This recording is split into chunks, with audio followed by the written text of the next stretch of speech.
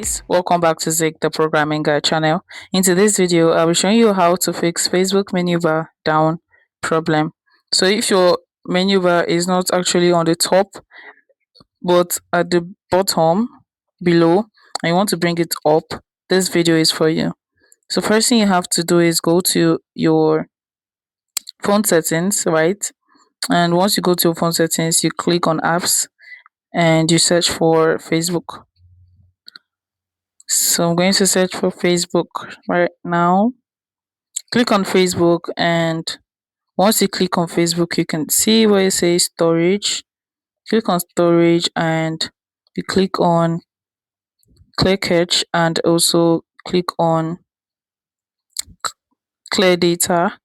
So once you click on that, you have to scroll up and come to your Play Store or Apple Store. Click on that and you have to go search for Facebook, right?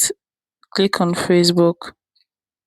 So once you search for Facebook, you have to update the app. And if you update the app and the problem still persists, the menu bar is still below, you can just simply uninstall your Facebook app and install it and log into your account, and it will come back to the top.